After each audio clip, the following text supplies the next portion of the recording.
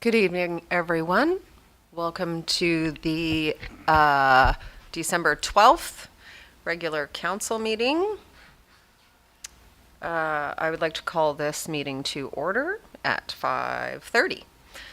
Can I please have a motion to approve the agenda? I'd like to recommend that council approve the agenda for the December 12th, 2022 regular council meeting. Thank you. And a seconder? Thank you. All in favor? Thank you. And adoption of the minutes. I'd like to move that we adopt the minutes for the Committee of the Whole, November 28th, 2022, and the regular council meeting of November 28th, 2022. Thank you. Seconder? Second. Thank you. All in favor? Thank you. And we're on to reports. Number 2, dam. Is that you, Kevin? Yeah, I can do a very, very quick introduction. This was a project that council was interested in during the orientation session a couple weeks back. So we've invited Tim Ennis, who's consulting for us on the project, to come and present a little bit more information for council's background as we embark on the project in the coming year. Awesome. Very exciting. Thank you, Tim. Great. So technically, council would receive a presentation. Right, from sorry. him. Can I have a motion to receive Tim and his presentation? I'll move C. Thank you, seconder. Seconded. Thank you. All in favor? Phew. That was close. Okay, the microphone working, is that important for Videoland? Yes, please. Okay, great.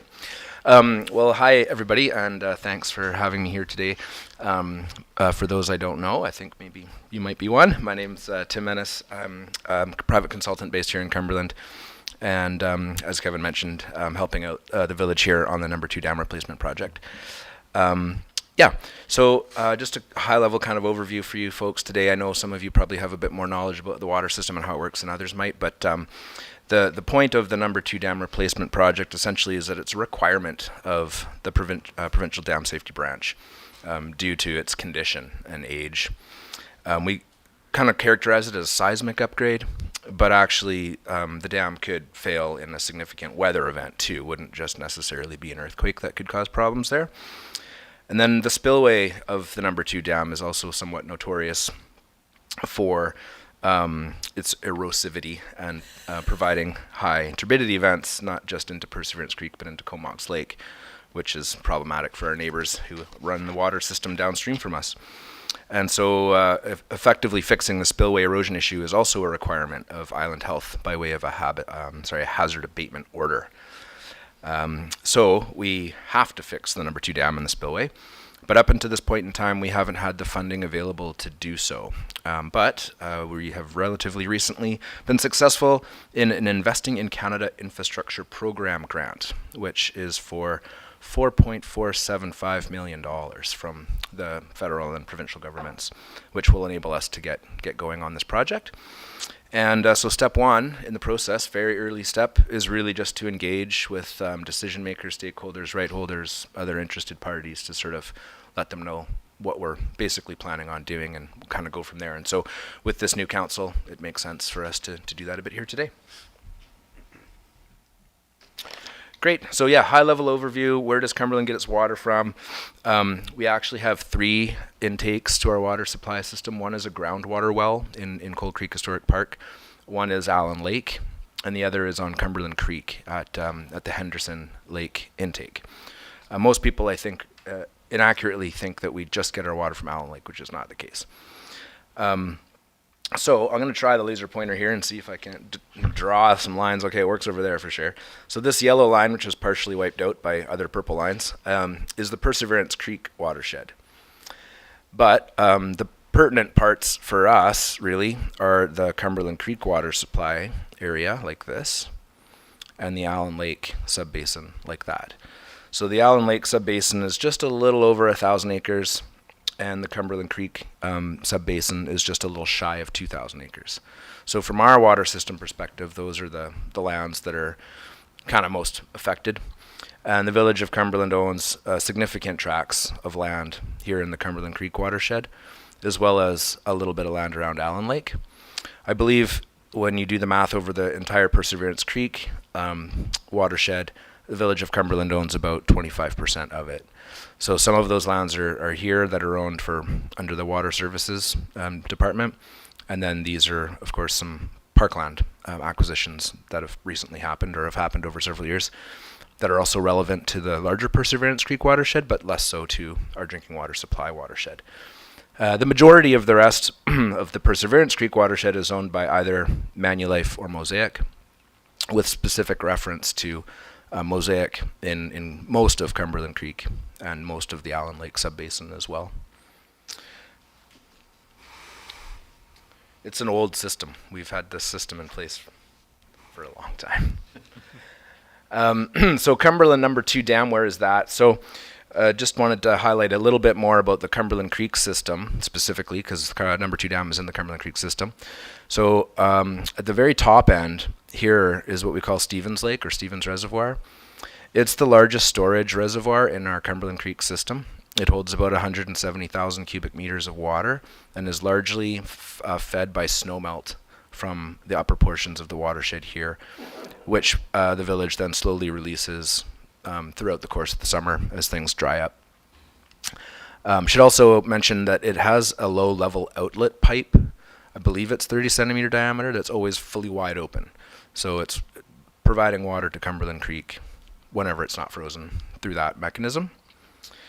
Yeah, and then going down to the next one here, this is Hamilton Lake. It is the second largest storage reservoir at 45,000 cubic meters, but it used to be nearly as big as Stevens. Unfortunately, there was some dam safety concerns that caused for us to need to debuild it a little bit, lower it. So now it only holds the 45,000. That was in about 2003 due to some slumping concerns on the face of the dam. And then number 2 is the next one in line. It also used to be much, much larger, and we're going to talk about that one in more detail in the next slide, but it holds currently only about 22,000 cubic meters. And then finally, the bottom end is the Henderson Reservoir, and it essentially functions just like an intake structure. So it only holds a little bit less than 5,000 cubic meters, but that's where the pipe that connects into our water supply system actually takes the water at that point. Point of diversion, we call it there. So yeah, it's a bit of a complex regulatory and jurisdictional arena to be operating in. Of course, like I mentioned before, with Mosaic owning a majority of the property, Private Managed Forest Land Act, of course, there's environmental regulations in play from Ministry of Environment, DFO, Dam Safety Branch, of course, and Island Health, as I mentioned before. So lots of moving parts from that perspective. So just to dive into the issue a little bit here, I think maybe the main place that we should start the conversation here is that the number 2 dam failed significantly about 50 years ago to this day. There was a meter of snow on the ground, and we had a storm event that brought 100 millimeters of precipitation by the form of rain on top of that 1 meter of snow. And essentially what we think happened is that it partially blocked the spillway, causing the water level behind the dam to raise, increasing what we call the hydrostatic pressure. And piping, as in water going through the dam face, caused it to fail. That's where the failure was from a historic photo there. It wasn't the whole way across the dam, but a big chunk on the right abutment failed. And the lower picture there is a photo of sort of what it looked like after the event. And all of our dams were originally created as what's called the Timber Crib Dam. And so that's a photo that you see in the middle. That's what a Timber Crib Dam looks like. That was, I believe that was, or what we called the old number 1 dam. I couldn't find a historical photo of the number 2 dam going back that far, but just gives you an example of what that looks like. Then over time, we added rock and other material to the front, rock and other material to the back, raised it, made a path across the top kind of thing. But at no point did we ever really take out the timbers from the middle, which are degrading over time and causing some concern. So the number 2 dam, after it failed, was also lowered from 5 meters down to about 2 meters high, which is why it holds way less water now than it did before. But even then, after the repairs were made, it slumped again in 1973, causing for some more remedial action to take place. And that's sort of where it's been left off. So it's currently quite a leaky dam with water coming out of the toe of it that shouldn't be happening. Yeah, and then the spillway itself during that failure also kind of wiped out the top end of the spillway that used to have a weir and some more culverts and other things in there that would sort of be able to help manage the spillway water a little bit better. So that got blown out at the time as well, and was never really replaced with anything. It's sort of in the same condition that it was. So yeah, I mean, it's not hard to imagine another 100 millimeter rain event on a meter of snow happening this month, and then, maybe next month, sort of thing. So it's really important that this work get done and get started and underway rather quickly. So again, requirement to do the work. If it did fail again, this is kind of what the floodwater depth would look like according to the engineering studies. So you can see up here in the red, we're looking at just shy of 5 meters of water there. The light blue color is kind of more like a meter of additional floodwater. I know those numbers up in the legend are hard to read, so just to give you a sense of it. But as with last time when the dam failed, it also knocked out Henderson downstream of it, which at the time had just been finished. I think that was constructed in 1968, so a couple of years later it was blown out when that dam failed. And the same thing would happen again too, I'm quite sure, if we had that kind of a severe effect. So really important that we get this work done. It's pretty clear what the goals of the project are: reconstruct the number 2, address the spillway erosion concerns. We're going to need to do some minor upgrades to Henderson Dam as well to allow for a little bit greater capacity to flow over that dam without compromising its integrity. But yeah, the basic principles here are to safeguard human safety and comply with modern dam safety regulations and guidelines. But we're also going to be improving environmental protection in a couple of significant ways. One, that a catastrophic failure would have catastrophic environmental effects. But we're also going to be increasing fish flows to Cumberland Creek as a result of the redesign, which will be good for fish. And then, of course, by reducing turbidity events, that's not just good for our downstream neighbors in the Comox Lake water supply, but it's also good for salmon, because those kind of silts can choke salmon eggs from coho that may have spawned in the lower reaches, kind of thing. So there's some really good environmental benefits there too. And the number 2 dam had historically been also used for a microhydro generation back in the day, and it would be possible theoretically in the future for it to do that as well. I understand that current BC hydro policies don't allow for that at the moment, but I think one of the ideas that has been discussed is to at least put the pipe in that could enable that to happen in the future. So should that context change, because that could be potentially quite beneficial to the village in its sustainability and whatnot, and going forward into the future. So yeah, so here we are, basically just kind of taking this project out to our partners, and starting here, as I mentioned, we'll be trying to get in front of KFN as soon as we can. And I think their current election cycle is causing for that to probably be at whatever earliest convenience in the new year. We'll be meeting with the CVRD to introduce them to this project a little bit later on this week. I think it's Thursday. And with Mosaic in mid-January. And we'll schedule the rest subsequent to that. So yeah, that's the overview, and I'm happy to answer any questions. And thanks to Rob for being here in case there's other questions that I can't answer. But that's the end of the presentation that I have for you. Thanks so much, Tim. Questions? Sure, I've got a few. What condition are the other dams? You mentioned the dam on Stevens and Henderson. Yeah, they're good. The Stevens Dam has been not replaced, but like significantly upgraded. I forget the year, but much more recently. And Henderson, I believe, is in good shape too. So and all the dams on Allen Lake are fairly recent as well. So this is really the one legacy problem that we have.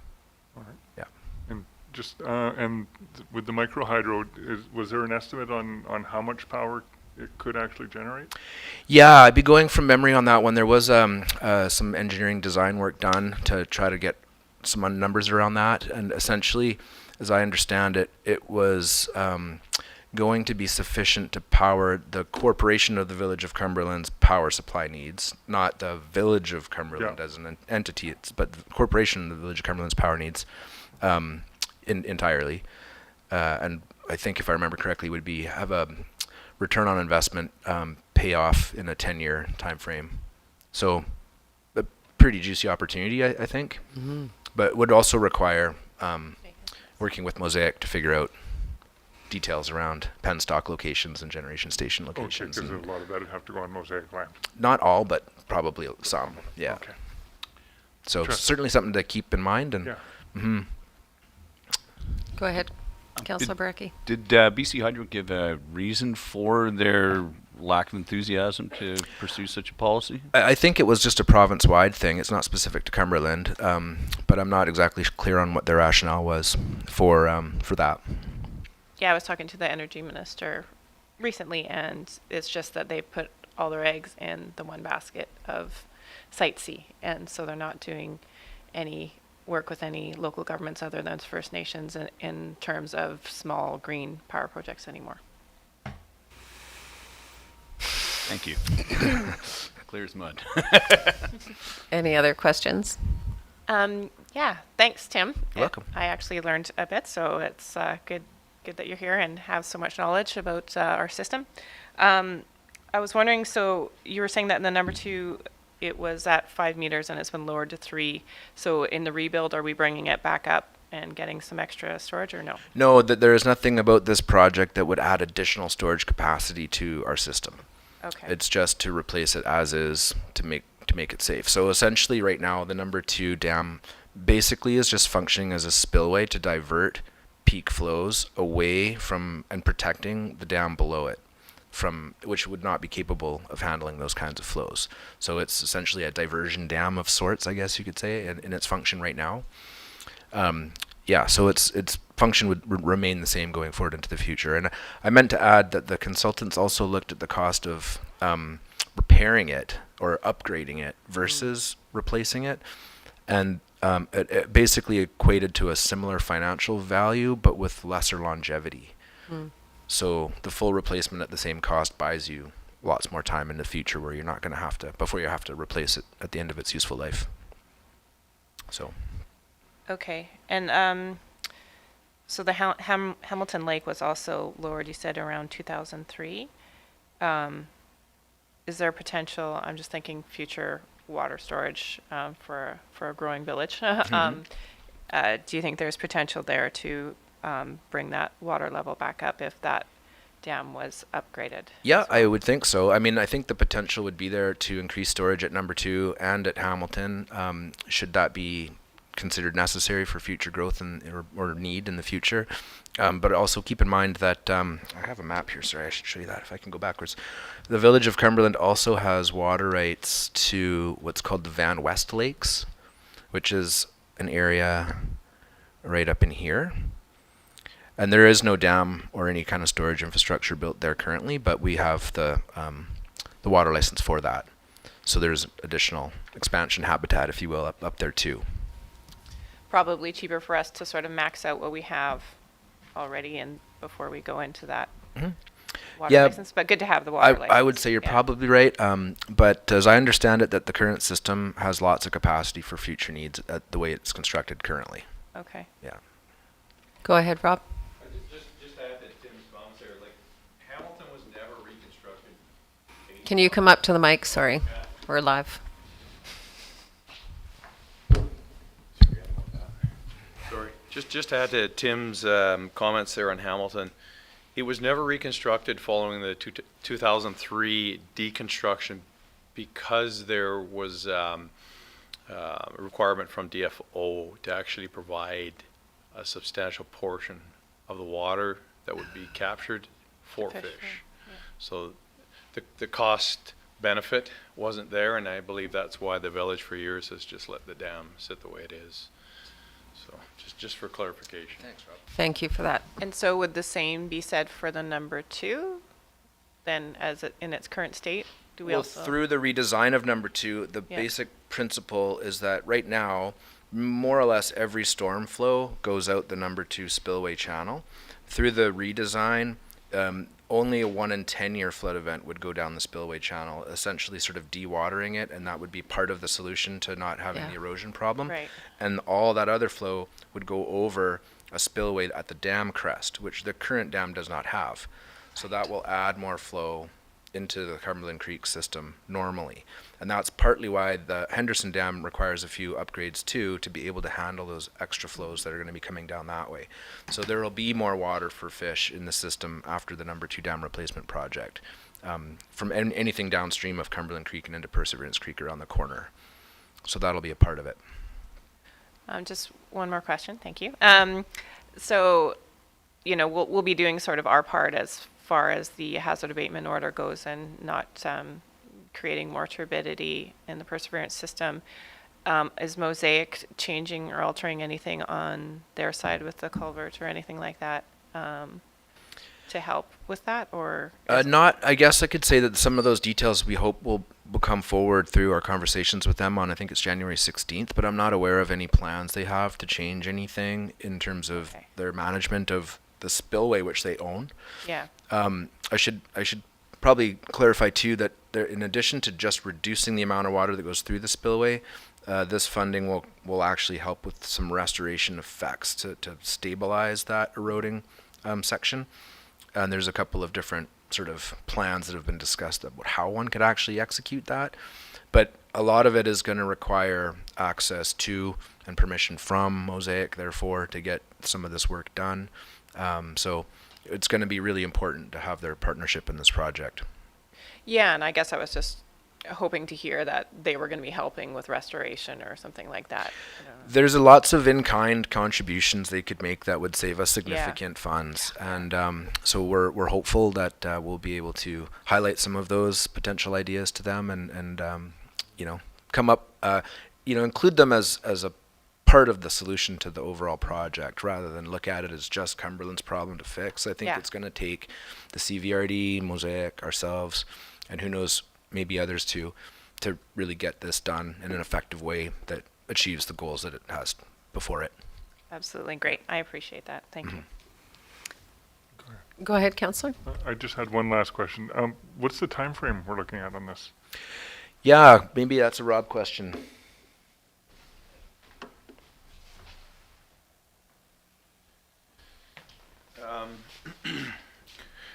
Well, if we'd been having this conversation a year ago, we probably would have had a design by now and maybe start construction next summer. But the challenge is we've got some consultation with KFM. We have to go through the stakeholder engagement, which is why we've hired Tim to help us with some of that process, and then do a pre-design and a design. So I got to be honest with you, it's probably going to get designed in 2023, and we probably won't see construction until 2024.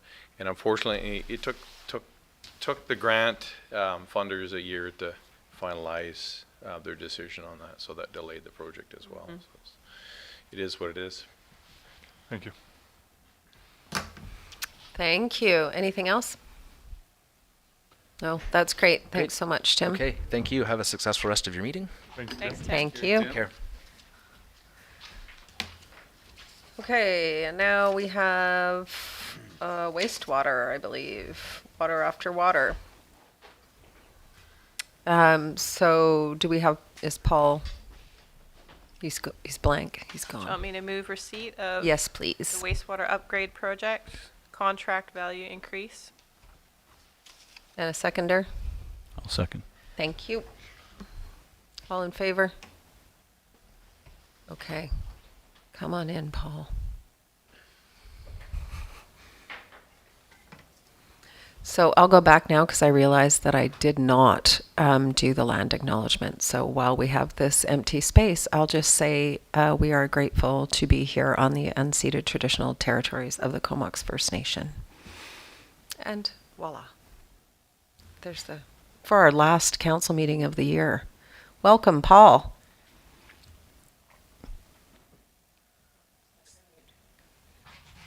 We can't hear you. Good evening. There we go. Can you hear me now? Yes. Yes. Fantastic. Thank you.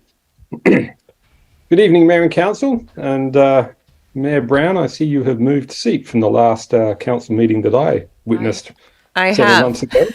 It's nice to see you. And a few new faces. Well, good evening all. It's good to be in front of the new council, and I think it's appropriate, I guess, that I'm presenting after water because course. Fresh water flows into wastewater. But just as long as everybody understands which one is the more interesting of these two. On that one, there can be no debate. So for tonight, seeing it is really more of an administrative presentation about contracts requiring council authorization. I will, I guess, a bit of free advertising. I'll be bringing forward a proper project update in late January, I expect, with details of where we're at in the budget and all of the really interesting stuff. So for tonight, it is just a case of the quick update. As I said there at the start of the report, we're moving on with things, but we've still running into delays from design changes and the site conditions, and we expect to be hitting the ground now in March. We've made the executive decision. There's no point trying to get it done, get started before the end of the year. So that'll be March as our start. And one of the things that's happened, of course, the project has taken longer. We've spent an extra year in the design stage because of things that have happened. And so it means the contracts for all the parties need to be extended for a year. We'd originally contemplated this project would end about now. And unfortunately, it's barely started, at least from a construction point of view. Hell of a lot of design work, but so everybody has to go to. We expect to complete at the end of next year. And to the subject matter here tonight for Colliers, as the project manager, we need to extend their contract for that purpose. And as contemplated here in the report, there's actually 3 components to their work there that we need the extension for. One of them, the work they did back at the start of the project for 6100, it was extra work not originally contemplated for contract negotiations. Part 2, here the extension for the calendar year for next year. And then part 3, as we get started on the phase 2 works. And so there's project management work required in that. And just a sub-note there about phase 2, for right now, we're focusing on the parts, the reed bed and the effluent wetland, that have to be done regardless, and the other parts that are subject to grant funding. We're doing the minimal amount of work on those until we get a decision on the grant funding. So we're working on things, but some things are more important than others. So that's the parts there for Colliers: 6,100, 125, and 72,500 in the contract. And we concluded that it was better for phase 2 to do this as an amendment to their contract rather than execute an entirely new and separate contract. And for the other participants, we will probably take the same approach. So that's the story there with Colliers, but it's over the $200,000 council limit. So hence the reason why I'm here tonight. With the geotech, originally we didn't think we would need a lot of geotech work because so much work had been done on the site already, and it's the same person who did the work back in 2011 who's working for us now. The company he worked for has been bought out by another company, so the company name has changed, but the person doing the work is the same. And so it's WSP now. And yeah, interesting things. We found the old mining borehole, and we're going to have to drill into these lagoon berms to find out what they're made of in order to do anchoring systems. We were hoping to avoid that, but we can't. So geotech work that has now become 55,800, and we'd like to carry on with the same person. So it's a sole source contract, which under policy 5.9 part X requires council approval. So that is my report, and I will be happy to take any questions that council may have. Thank you. Thank you so much. Questions? Councillor Barecki. I'm a little bit new on the scene here, so could you just briefly discuss some of the things that led to the additional work being needed? That you just mentioned the borehole and the composition of some of the berm works there. Is that the primary cause? For geotechnical work, that's the main cause. We have So there was, when we discovered we knew there was an old mining borehole on the site. When it turned out that it was a ventilation shaft, it became a bit more of a thing. So that was part of it. For the actual foundations of most of the things we're going to build, we're in good shape from the work done in 2011. So there's not too much extra there. But then for the berms, after trying to do a anchoring system for these cables that didn't require an in-berm anchoring system, we concluded we can't avoid that. And we suspect that these berms are actually just made up of peaty soil that was pushed up 50 years ago when they built them, and not engineered granular material as the as-built drawings show. Right, so hence the need here to drill into them. So from a geotech point of view, that's the extra work required. Thank you. That clears things up quite a bit for me. Any other questions? Just a comment. Nice to see you again, Paul. Yeah, I guess when we first started, we were talking about what kind of project costs we would do as far as, just a regular bid where you hold the contractor to a certain amount over the length of the project, because you know what it's going to entail. And we figured at the beginning that we would probably have a lot of changes because we didn't know all that it would entail. And so we would kind of do a type of project where we don't know the full cost and we do these changes along the way. But it is kind of scary to do that. I think, it would have been scary the other way too, because if you bid on a solid contract and then you have to make changes after the fact, then that contractor would probably jack the price up pretty significantly as well. But there's just been a lot of changes. One of the ones that you didn't mention to Councillor Brecky was that initially we thought that we would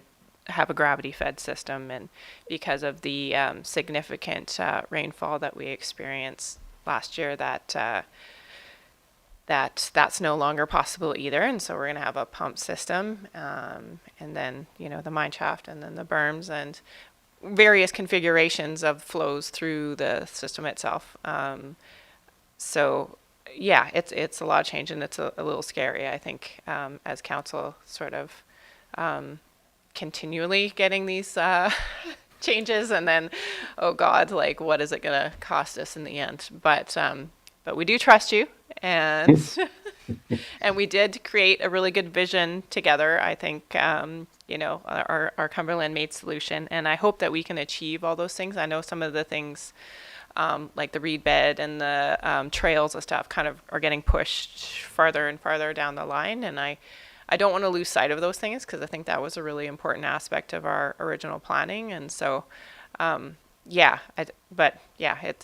a tough process to have these changes. Know that those sort of extra things are kind of getting farther and farther away. I don't know if you have a comment on that. Well, I do have a few. The change management is it's challenging. One of the issues here is that we're still in the design phase. We're getting to the end of it. So we couldn't go out for a fixed price from a contract until we actually had a design completed and tender ready documents, drawings and things. And that's the stage we're approaching. It's taken a long time to do that because of the various things. And the analogy I like to use here, it's a bit like renovating a house. There's some things you don't know until you open up the wall and see what's there. And in our case, clearing the site and doing some other stuff was our equivalent of opening up the wall. So we're getting another couple of months, and the design will be detailed, I expect, down to the last nut and bolt. And part of this contract structure is at some point we then convert it with Maple Rind as the construction manager to a fixed price contract. That's called the at-risk part. So once all the design is completed and the tender packages are done, then it converts to that. So if we'd been doing it the normal way of design, bid, build, effectively we would still be in the design stage and there wouldn't have been any bidding on anything yet. So we've got a different structure and the same result. I think, to other comments, there's been plenty of changes for sure. We're working to deal with them. One thing I do want to say, the reed bed as a component it's getting constructed next year regardless of funding or not. It is part of our Green Municipal Fund funding, so it's a core item. Other aspects about the stormwater, wetland and trails and things are funding dependent, but the reed bed, we go ahead with whether we get extra funding or not. It's a easier financial pill to swallow if we do get our second lot of grant funding. So not all the phase 2 components are up in the air. Great. That's good to know. Thank you. Thanks. Go ahead, Councillor Brecky. Oh, what would happen if we just diverted it down that mine shaft? Would it just go away somewhere? No, that's not my question. I know it's hard to anticipate. You mentioned the analogy of opening up the walls in your house. Are there any other aspects of this project where you could potentially see, all right, this might, like maybe in the construction phase of this, where there might be a surprise or another wall, if you will, that we have to open up? Yeah, it's a good question. I'll start off by saying the idea of putting the water into the mine actually is not new. We had that one on the table back in 2016 when we were blue skying about discharge options, and that was put up there as a theoretical possibility, and it didn't make the cut, but it's an interesting concept nonetheless. Other potential changes with any project, while you are still in the ground, there's always the risk of unknown things. Once you've done all the foundation work and you are out of the ground, the risk decreases dramatically. So we can't rule out something unusual being discovered in the ground. They could go to dig the foundation of something and discover a mine waste pit. So things like that have happened elsewhere. So that's always a theoretical risk. The other part of it is it's still possible we'll end up having to do more stuff on the downstream end, or additional work or environmental monitoring and so on, related to what happens with the effluent once it's in the creek system. And the idea of that one, generally speaking, is that we get this system built and up and running to be in compliance with our existing permit. And then we see if there's anything more that needs to be done to meet modern rules or even anticipated future ones. So that part of it, those unknowns, hopefully, once we're up and running and see what quality water we get and is it good enough, we hope it is, but if it's not, then it's further work to be done in future years. But for the current project and what we're trying to design and build right now, the major risk remains about geotechnical. Once we're out of the ground, we will all breathe easier. Thank you for that. I know it's a hard question to answer. Go ahead, Kevin. Yeah, just further what Paul started with is the intent is also to bring a more comprehensive project update report with more budget information that would have some more background information early in the new year.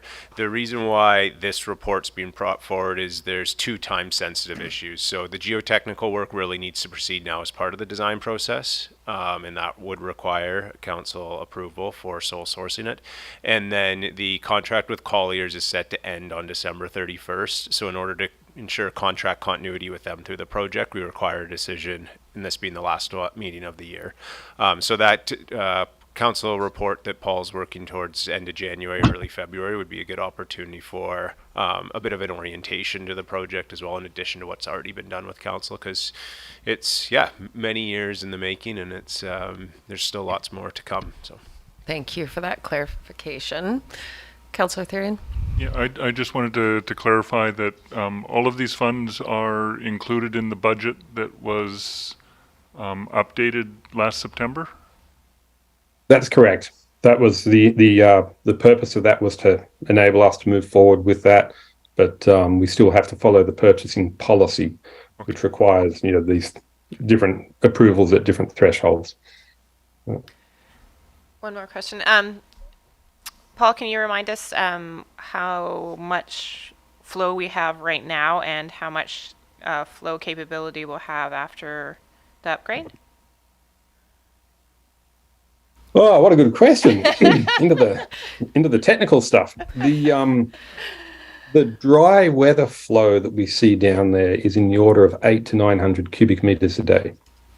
The peak wet weather flow that we see down there is in the order of 15 to 20,000 cubic meters a day. And for the benefit of our two new councillors, a peaking factor in the order of 15 to 20 to 1 is unprecedented in wastewater. You're normally looking at a peaking factor of 2 or 3 to 1 from wet to dry weather. So part of this is a legacy of combined sewers, but there's other sources of rainwater inflow as well. So that's the flow situation. Once we are built here, we will have capacity to do proper treatment and disinfection on the first 7,200 cubic meters a day. And any flow above that goes through the lagoons, but not our post-treatment, and it gets disinfection.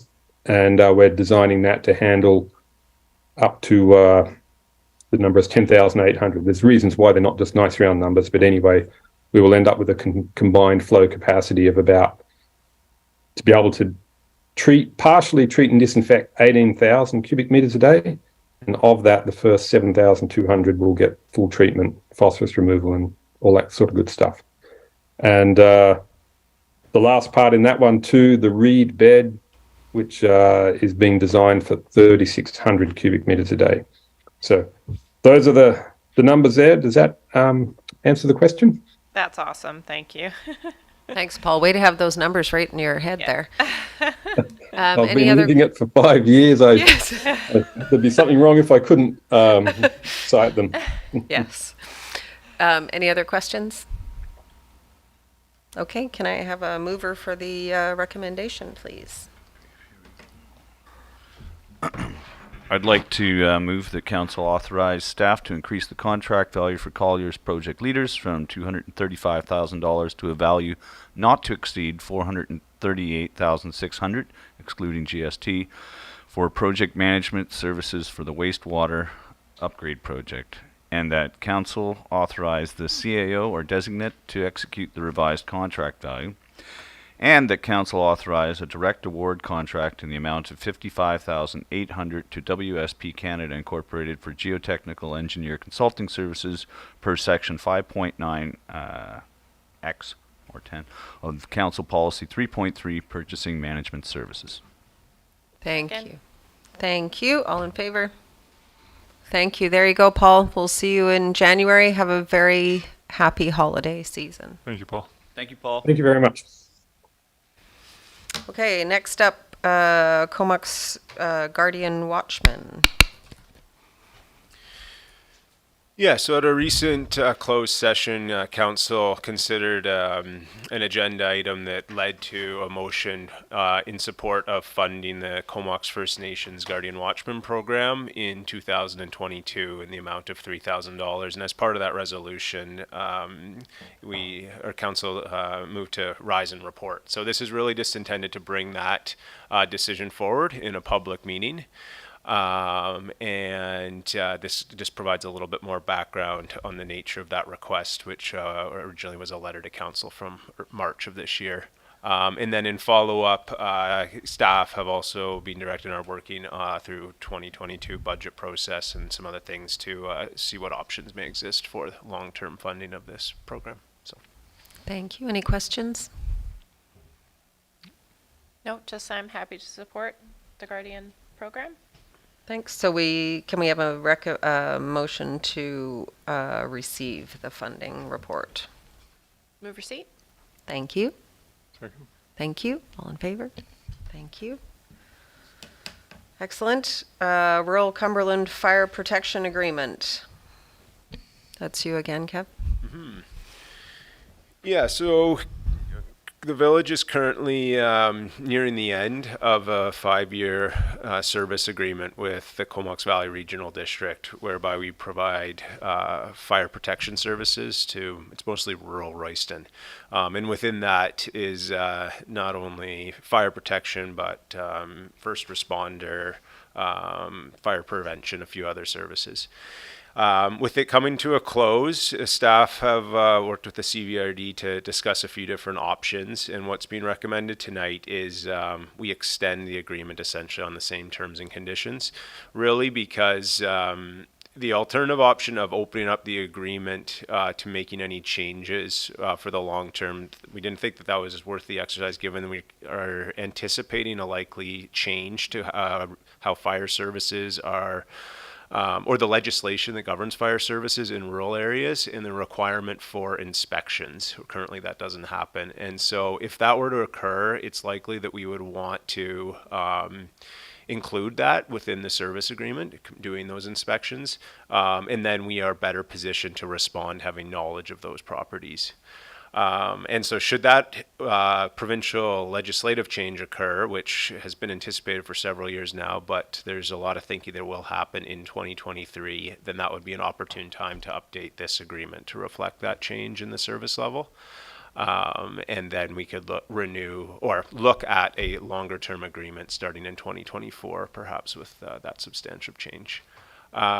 This agreement was reviewed as part of the fire service review that was completed earlier this year, and we've spoken to the consultants who completed that review, and they suggest some changes to it, but nothing that they thought was super pressing or urgent that would need to be addressed right now.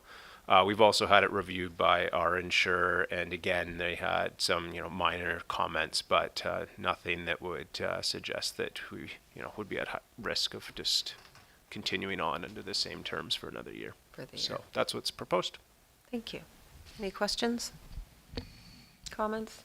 Go ahead, Councillor. Yeah, I was hoping our fire chief would be here tonight because I was just wondering about the mutual aid agreement that we have with Regional District, and right now, as you may have read in the paper, Mount Washington doesn't have any water, and I was wondering, is that affecting their fire service? And right now, it's Oyster River Fire and Rescue that respond up there, but would they be needing more help if there isn't water up there that they can tap into? Are they going to need more trucks with water going up there, like more help? I don't know the answer. That's why I was hoping the fire chief was here. Yeah, I could ask the fire chief that, and we could get back to council. In terms of the relevance to this report, the mutual aid's a separate agreement.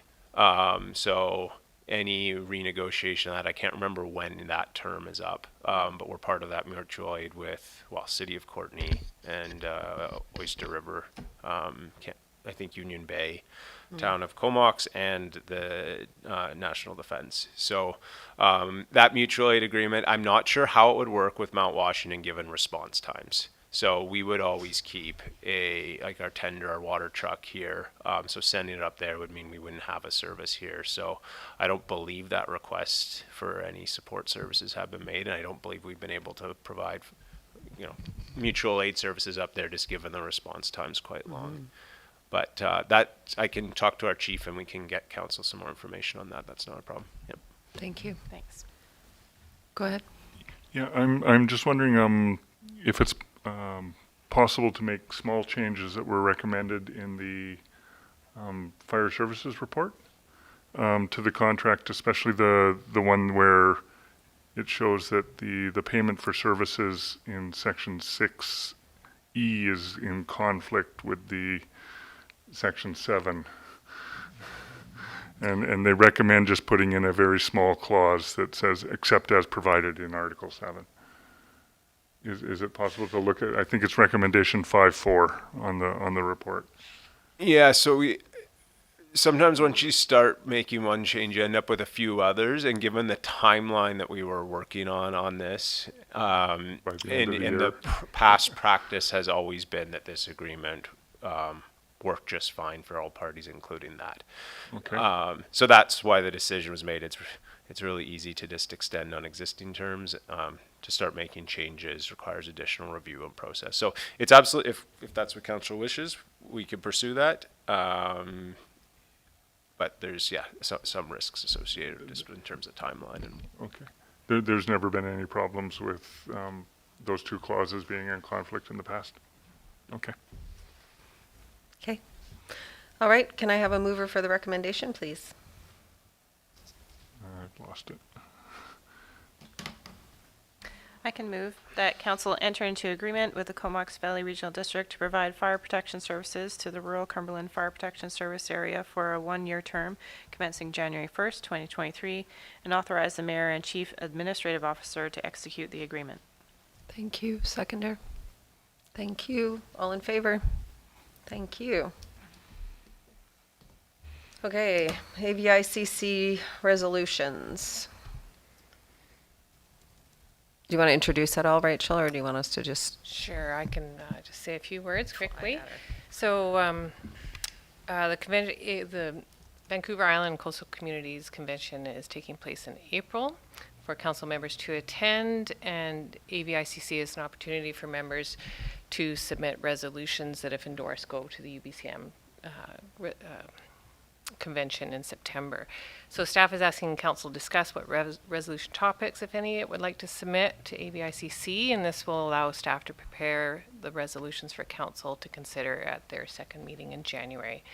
The report has a list of resolutions submitted over the last 3 years, and staff is making a suggestion that council could submit a resolution on to request that the BC Watershed Security Fund and strategy support the watershed security work in the context of privately owned watershed lands. And if some council members will recall that council did make a submission to that discussion paper and also met with the cabinet minister at last year's UBCM.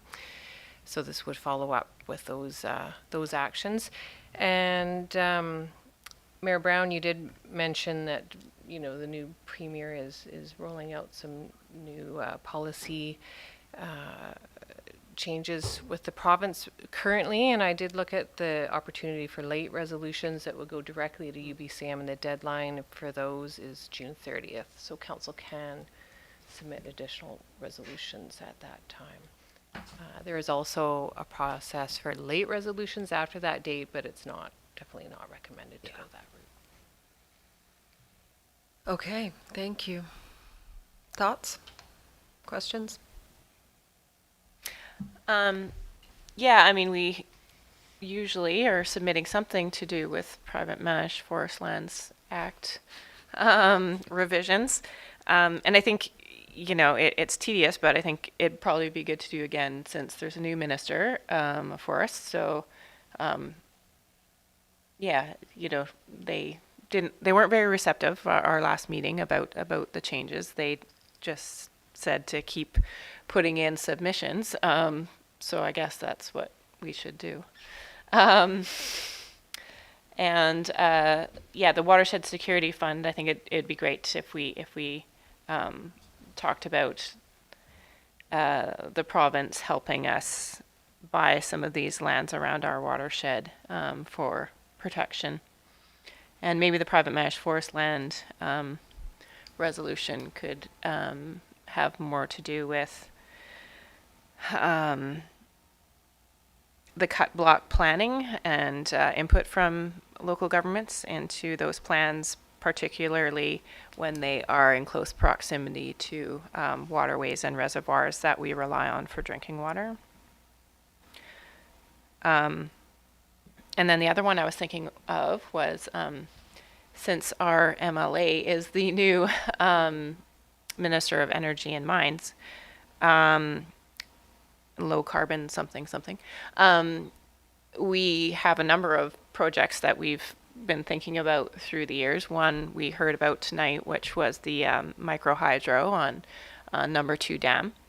And the other was geothermal projects where we would heat any new civic buildings that we have, and possibly other residential buildings or whatever comes up at the time, with the thermal energy we can get from the mines that are underneath our feet. Yeah, so those two energy projects I think would be great to talk about with our MLA slash Ministry of Energy minister.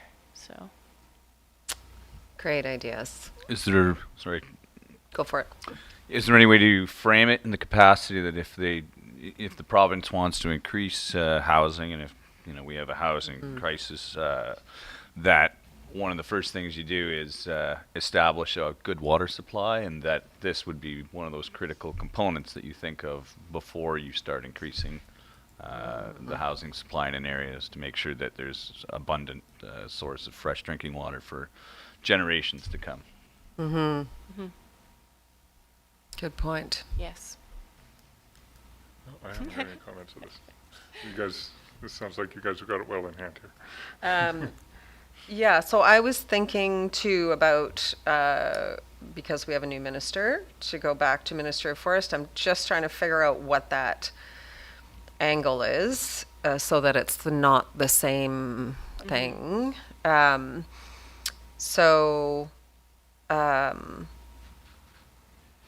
So there's the slash pile burning that I think we've made resolution about before. I'm sure everybody has made a resolution about it.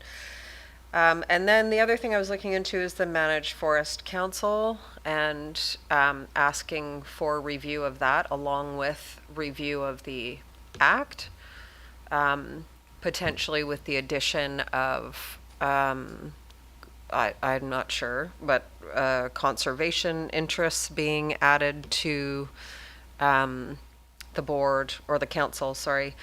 So that might be a way to go, or we just go back and say we actually want, because right now they have to consult with us about blocks, but we don't have any power to do anything. It's still up to them in the end.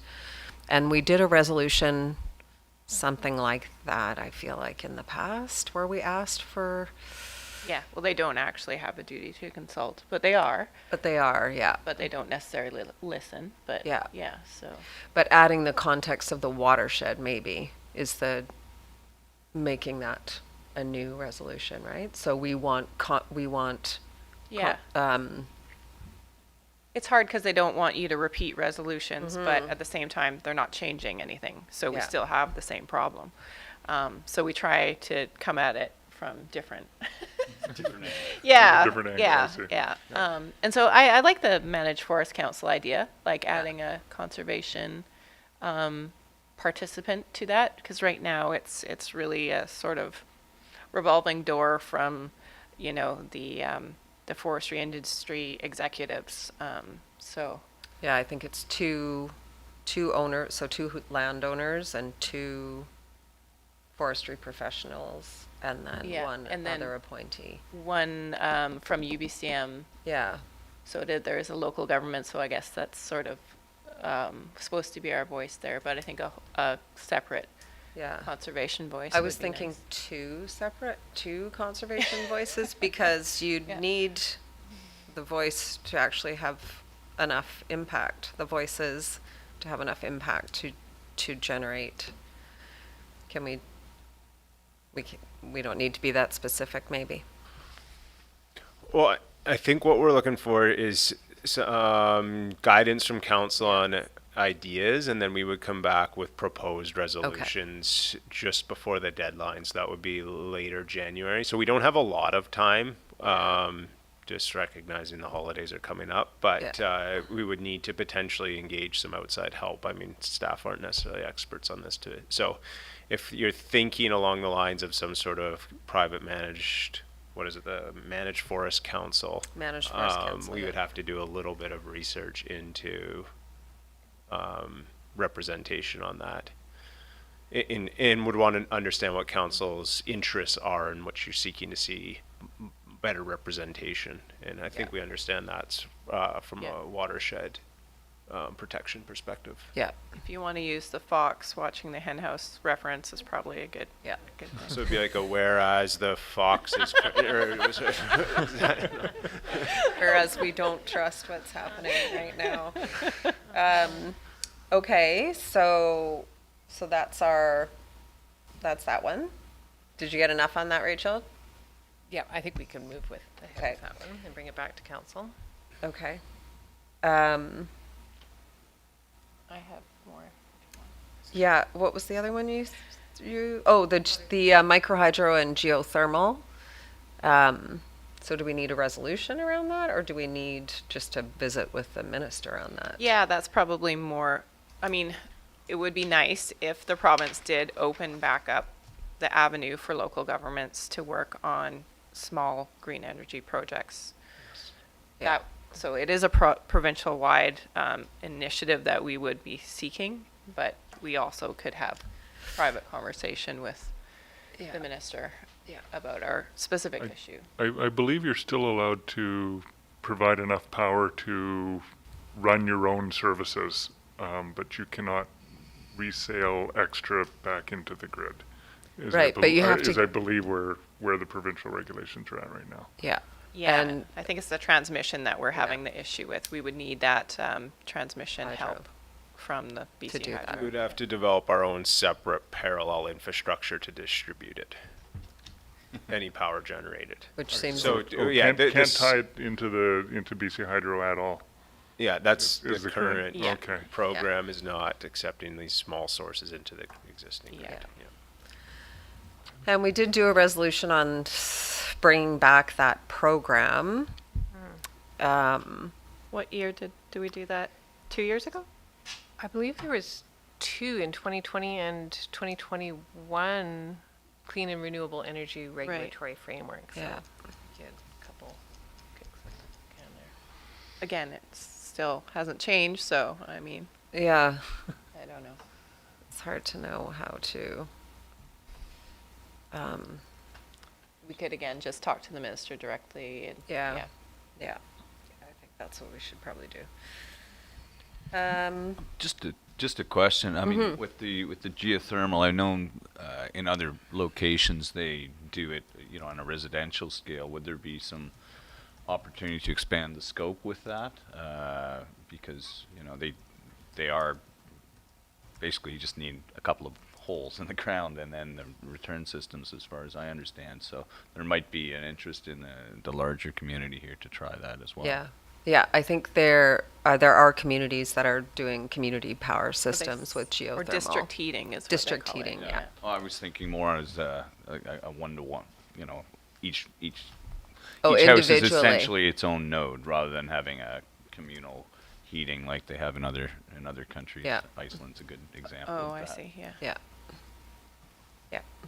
Well, I think people just use their own little heat exchangers in that regard because they don't have to go so deep, right? Yeah. But we're talking about tapping into the mines in a fairly significant way. Then. The Nova Scotia town that's doing that, the mines are flooded. Yes. So Yeah, are so ours. are It ours. would take, we would have to flood all of these mines here. as They well. are They are. flooded. Yeah. Are they all completely flooded at Yeah. this point? Yeah. Okay. Yeah. It's a similar size town and similar Yeah. infrastructure. Yeah. Spring Hill, Nova Scotia. Yeah. So with the new premier, I was thinking we might have some late resolution because as they're rolling out their 100-day plan or whatever it was, it sounded like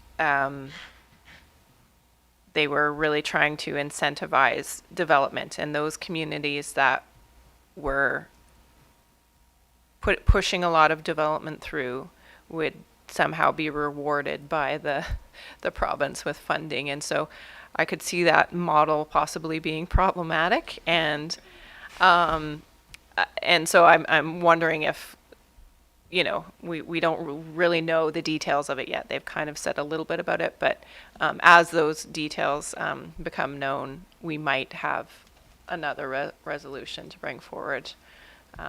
But I guess it could be a late resolution, Rachel? You have until June 30th to submit directly to UBCM, and after June 30th, it would become a late resolution, and it wouldn't be included in the resolution book, and other issues might arise. They might not accept it. Yeah. Okay. And I did reach out to UBCM because UBCM did do a brief review of the housing. And so they've identified all the potential problems and issues with it already, as we have. Yeah, I think it's timely. But I don't think, yeah, I think you're right. I think we don't have the detail we need to create a resolution out of it, but I bet someone's going to. And we can definitely jump on that bandwagon. And if we don't do a resolution, I think the village should be communicating with the premier around this issue because it will have, I suspect, consequences that are unintended. So the two, Ministry of Forests and whatever the other one was. Did we do two? The Watershed Security Fund. Watershed Security and Fund. The Private Managed Forest Land Council. Yes. Yes. Awesome. Okay. And there is a recommendation, but okay, so someone move the recommendation, please. Could I just try and sum it up with that I move that council direct staff to prepare resolutions on the aforementioned topics for submission to the Association of Vancouver Island Coastal Communities Conference. Second. All in favor, sorry. That's that part. Okay, thank you. And council member appointments. So we didn't appoint to Heritage Committee when we did the others. Sorry, trying to find where it is. There it is. And so you have a report in front of you around Heritage Committee and the Family Physician Recruitment Retention Task Force. So any questions on Heritage Committee first, I guess? Okay. Then can we have a motion to move the recommendation, please? I'll move that council appoint Councillor Barecki to the Heritage Committee and Councillor Therian as alternate. And a seconder? I'll second. Thank you. All in favor? Thank you. And any questions about the Family Physician Recruitment and Retention Task Force? Yeah, I've been attending those just without appointment from anywhere, just out of interest. And I think there's a meeting coming up pretty quick. And I would like to continue to attend. I don't necessarily need to be appointed. I don't think they're calling for a specific appointment. Yeah, they said, what does the report say? They would like 2 individuals, 1 elected official and 1 staff member. Okay. So yeah, if you've been attending, you can keep attending and I can be the alternate, or I can attend and you can be the alternate. I'm happy with that. Yeah, so Mayor Baird was attending and I was also attending, so Well, I think we could both attend. Yeah, it does say all council members are welcome. Yeah. yeah. Okay, great. Okay. Alrighty. Bylaws. We can take turns. You can take turns. Okay. First one is 2022-2026 Financial Plan Amendment Bylaw number 1180. I'll move that we adopt it. Second. Thank you. All in favor? Thank you. And the Revenue Anticipation Borrowing Bylaw? The council adopt the Revenue Anticipation Borrowing Bylaw number 1181, 2022. Seconder. Thank you. All in favor? And Water Rates Amendment Bylaw. I move that that council adopt the Water Rates Amendment Bylaw number 1182, 2022. Seconder. Second. Thank you. All in favor? And sanitary sewer rates amendment bylaw. I recommend that council adopt the sanitary sewer rates amendment bylaw number 1183, 2022. Seconder? Thank you. All in favor? Last one, solid waste amendment bylaw. The council adopt the solid waste collection fees amendment bylaw number 1184, 2022. Seconder? Second. Thank you. All in favor? Excellent. Notices, motions, and announcement. There is a committee of the whole budget meeting January 4th, 11th, and 18th. Is that right? Yes. Excellent. I encourage everyone to come to those meetings. If you want to know what happens in the village, this is where you find out. If we have to spend money on it, it's in the financial plan, and that's how you find out what's going on in your community. So please do come. Staff put a lot of energy and time into those meetings, and it'd be great to have anybody and everybody there. And that's it. Questions? Question period? We did have a question on Cumberland Rants and Raves about the lucky in our water, but I've I determined. did. I saw. Yeah, there was never any lucky in the water. If you're out there watching, you know who you are. That's right. And there won't be because I'm not showering in Lucky. That would be not clean. No. You know. There is, however, lucky in the sanitary waste. Lucky in the wastewater system. Yep. Nothing from the hundreds of people that are watching us right now? Nothing yet, no. I'll check my own. Sometimes they come directly to me, so.